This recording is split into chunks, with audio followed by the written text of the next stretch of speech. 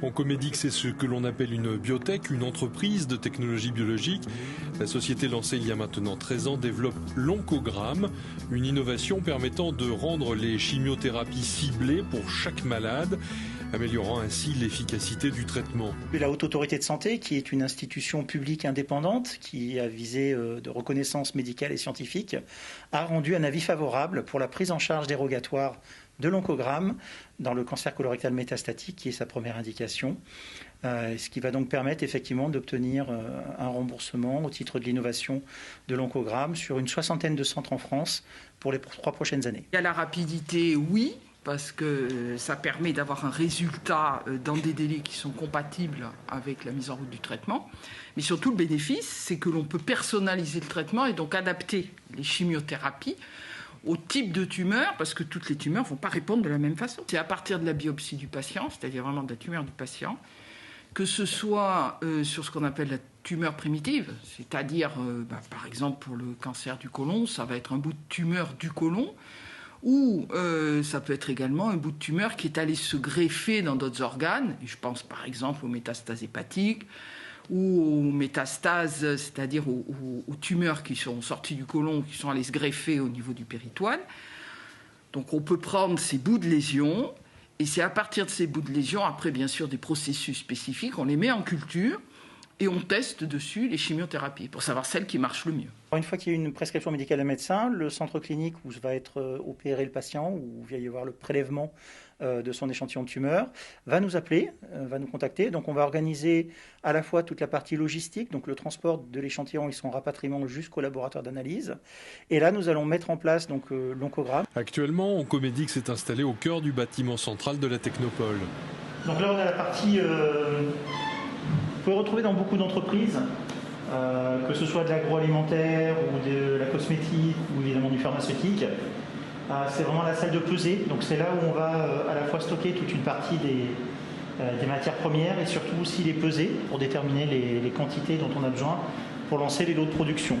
Pendant 2 semaines, l'oncogramme va être surveillé de près avec par exemple le remplacement du support nourricier des cellules des tumeurs étudiées. Une fois qu'on a reçu les échantillons de la part d'un des centres qui participent à l'étude, on va découper en petits morceaux cette tumeur afin d'isoler toutes les cellules et on va pouvoir la cultiver dans ce genre de flasque. Séparées du premier support, les cellules vont bénéficier d'une opération d'entretien. Donc là maintenant, les cellules vont être récupérées afin d'apporter un nouveau milieu, afin qu'elles puissent se nourrir et être mieux oxygénées par la suite.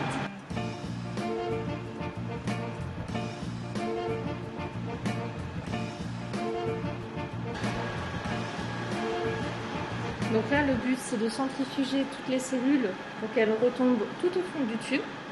Ainsi, on peut enlever le milieu qui a été usé et utilisé par les cellules. Et on va pouvoir mettre du milieu neuf par-dessus. Pendant la culture de l'oncogramme, on va faire un seul entretien.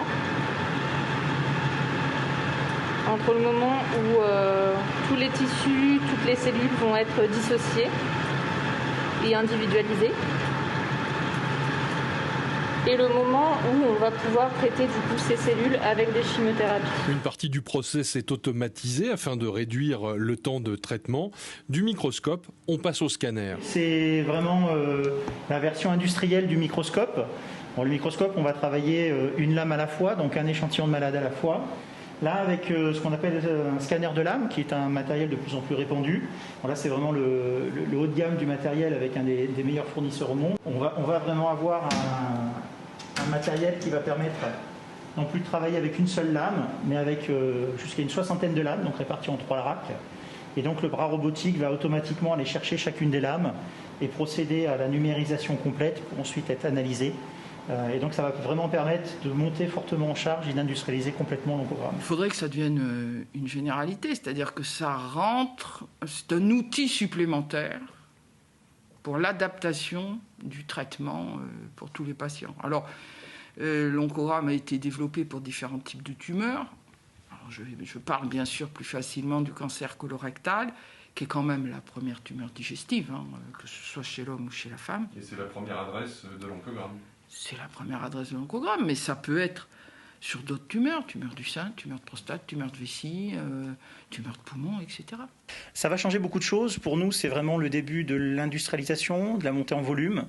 Donc effectivement, ça va se traduire par des investissements en recherche et en industrialisation. Et en cela, nous discutons actuellement activement avec le ministère de l'économie et des finances pour finalement activer aussi tous ces systèmes d'industrie du futur.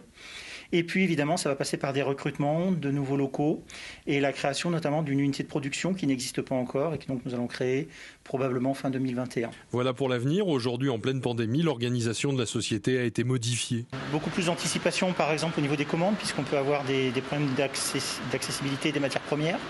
Et puis aussi par rapport aux équipes techniques, de manière à éviter qu'une personne qui soit cas contact puisse empêcher toute activité au sein du laboratoire.